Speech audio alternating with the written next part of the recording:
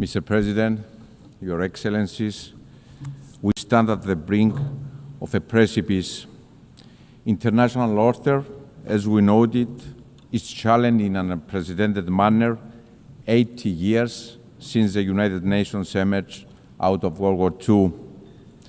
Today, we stand before drastic, unpredictable geopolitical shifts, instability that appears to spiral, and an uncharted landscape that seems resistant to the international order and norms as we know them. We are witnessing devastating wars, an unimaginable humanitarian catastrophe, and human suffering. Blatant violations of international law and international humanitarian law that bring our system to its knees.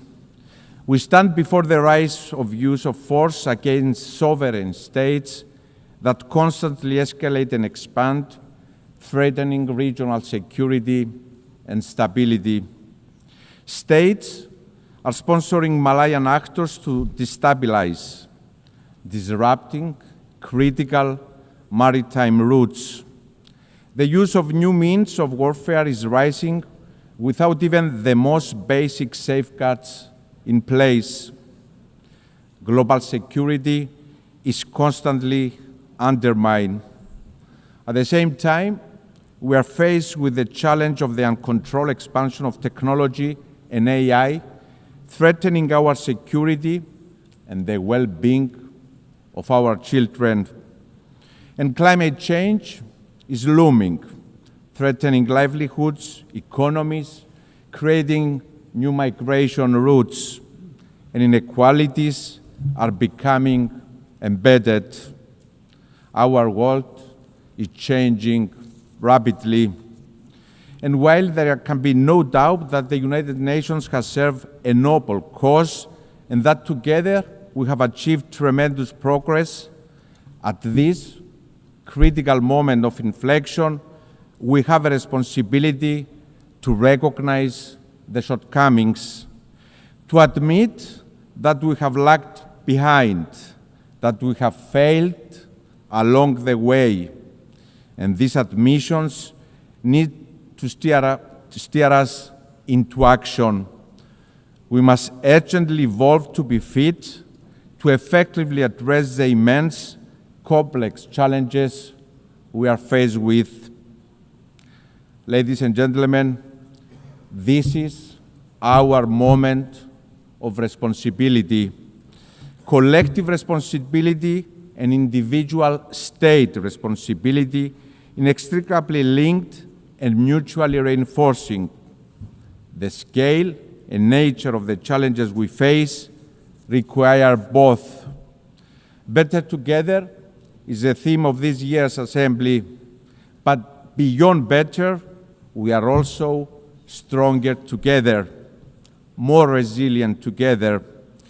This is the moment to renew our collective commitment and stand firmly and boldly in support of multilateralism and international law. Dialogue and diplomacy are the sole path to lasting stability and security. Dialogue and diplomacy over violence, each and every time. And most importantly, this is the moment to transform pledges into bold action, into change. Ladies and gentlemen, history will look back to this moment in time, and it will be unforgiving. It will judge us all not by the declaratory statements we pronounce, but by the change we enable. We will be judged by the change we become as states, as governments, as leaders that have been elected by our citizens to deliver.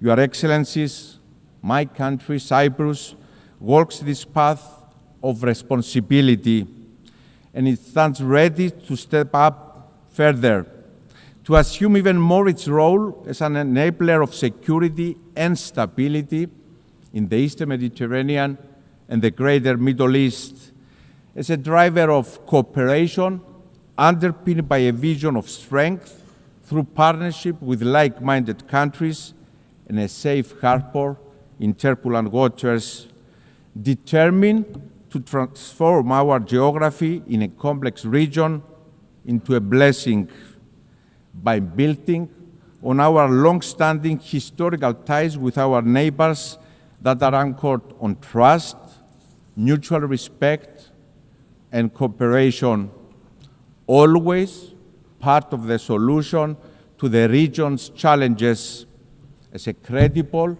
reliable, responsible partner. We have proven this time and time again. Cyprus will always be a stable, trustworthy, safe harbor. And let me be clear, this is not theoretical. It takes shape and form through concrete initiatives that build on Cyprus' role as a hub of stability and cooperation in a challenging part of the world. Cyprus has consistently provided the necessary infrastructure and support for the evacuation of foreign nationals from areas of danger or conflict, from Sudan, from Lebanon, from Israel, from Iran.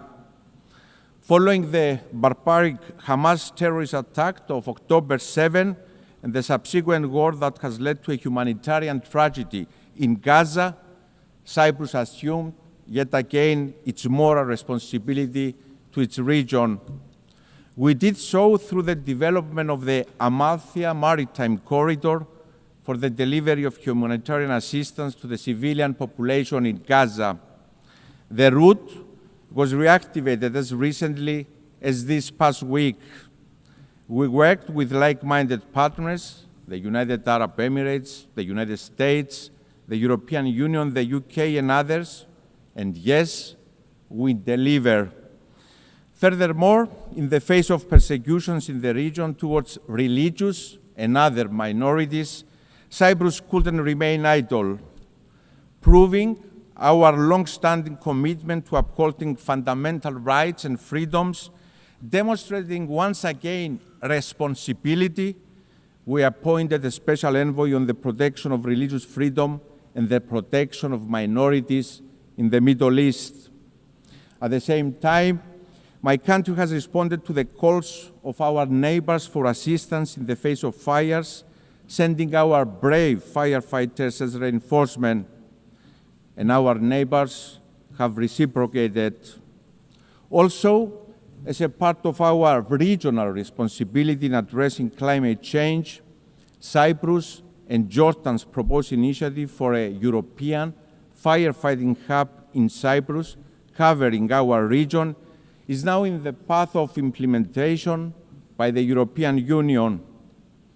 And the aforementioned example, dear friends, are only a snapshot of Cyprus's active, tangible responsibility.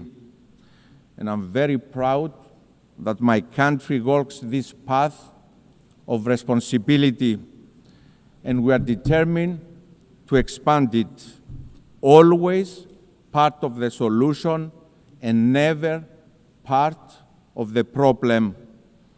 Your Excellencies, Cyprus stands ready to assume its regional responsibility also in the context of bringing an end to the war in Gaza, and given our proximity, to play a role in its reconstruction.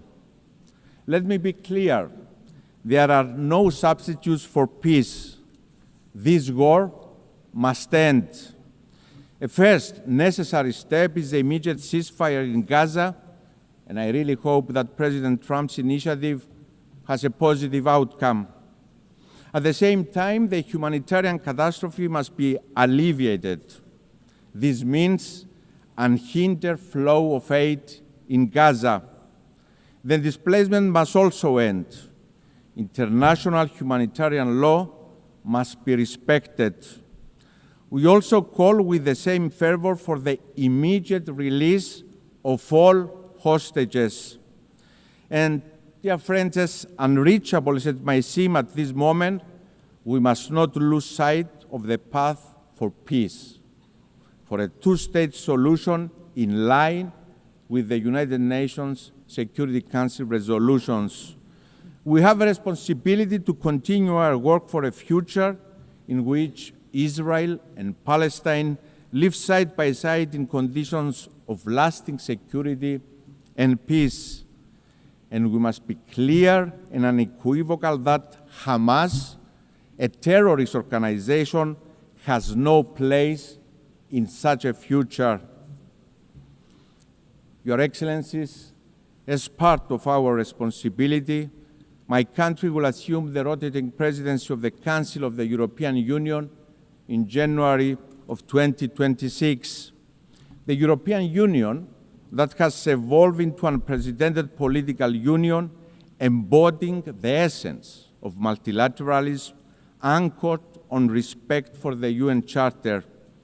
It is a project of collective responsibility that delivers a unifying force of stability, security, and prosperity. And the European Union presidency is yet another moment of responsibility for Cyprus. Europe's heart will beat for 6 months from the Union's last divided member state under occupation since the 1974 Turkish invasion. We will exercise our responsibility fully aware of what is at stake. An imperative need to deliver stronger multilateralism, more integration and more cooperation between Europe and the world. To deliver a stronger, more secure, more autonomous European Union, committed to supporting partners focusing also on the Eastern Mediterranean and the greater Middle East, supporting and investing in strategic partners that are pillars of stability in the region, such as Egypt and Jordan, working together with our Lebanese partners to ensure long-lasting stability in the country, working to ensure stability in Syria, inclusivity, respect to religious freedoms, and of course, protection of minorities, assuming more responsibility as a union for our security, but also for our neighborhood. Ladies and gentlemen, Cyprus will assume another role of responsibility for the first time in its history as a member of the Human Rights Council for the period 2025-27.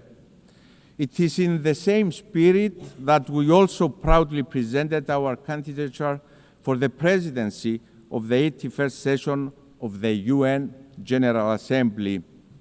As a member state that embodies and embraces the principles of multilateralism, inclusivity, bridge building, and of course, responsibility. Mr. President, Your Excellencies, the Russian aggression against Ukraine in violation of the UN Charter must serve as a wake-up call. As we condemn the use of force against a sovereign nation, the killing of civilians, the forced disappearance of children, the destruction and displacement, we have an obligation to remember.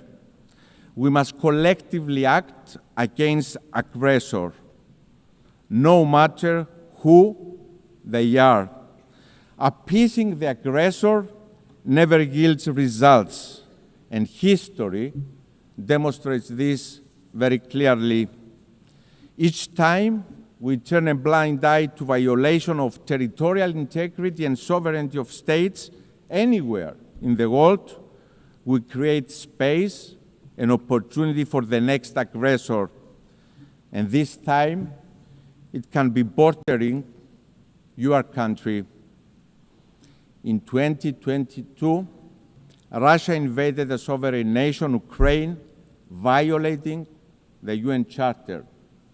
In 1974, Turkey invaded a sovereign nation, Cyprus, violating the UN Charter. The violation is equal: the suffering, the invasion, and the occupation. My country, Cyprus, is under Turkish occupation for 51 years. Tens of thousands displaced, women raped, destruction of cultural and religious heritage, the fenced town of Varosha held hostage by Turkey, awaiting for its lawful inhabitants to return as the relevant UN Security Council resolutions have prescribed for Turkey to allow a policy of illegal settlements to change the demographic character of the country. Families, 51 years later, waiting for the fate of their loved ones. As a young boy in those early years after the invasion, the images of mothers and children weeping for their loved ones have been engraved in my memory.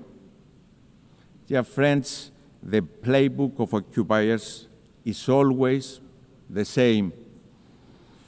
Your Excellencies, from this very podium yesterday, Mr. Erdogan preached the call on peace and accountability. He pointed the finger to others for crimes Turkey itself commits every single day. That is selective sensitivity and hypocrisy of the highest form. Illegality cannot yield legality. Illegality stemming from use of force cannot be recognized, no matter who is the perpetrator is, no matter who the victim is. Ladies and gentlemen, politicians are judged not by their words, but by their actions. It is what distinguishes politicians from leaders. Cyprus has proven time and again that it is a reliable, responsible actor. A country that not only talks the talk, but also walks the walk of responsibility. And my call to Mr. Erdogan is to join that path of responsibility, to end the occupation through negotiations for a comprehensive settlement that will reunify Cyprus in a bizonal, bicommunal federation with political equality, always in line with UN Security Council resolutions, European Union law, values, and principles. This is the only way. Therefore, let me repeat, the call for responsibility is the loudest for my own country. I'm ready for this moment of responsibility, ready to deliver on the call of history to reunify Cyprus, to reunify my people, Greek Cypriots, Turkish Cypriots, Maronites, Armenians, and Latins. Mr. President, Your Excellencies, we stand at the brink of a precipice. And while the impulse may be to shrink away from the immense responsibility we inherited from the visionaries who stood here 80 years ago, now is the moment for us to assume our responsibility collectively and individually as states. Rest assured that my country, Cyprus, will continue to do its part by being responsible, by being advocates for responsibility, for the good of humanity, for our peoples. Thank you very much.